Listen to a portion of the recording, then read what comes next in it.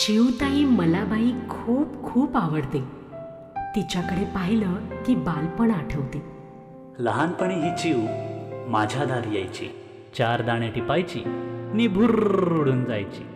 आत्ता इथे मग तिथे इकडून तिकडे भिरभिरायची. तिची सारी लगबग पाहून मला गंमत वाटायची. तिचं नाव घेत आई इवला घास भरवायची. माम माझा संपेपर्यंत चिव सुद्धा थांबायची. आता कधी होतो भास, आठवतो तो चिवचा घास. वाटते पुन्हा जावे मागे, पुन्हा गुंफावे ते रेशीम धागे.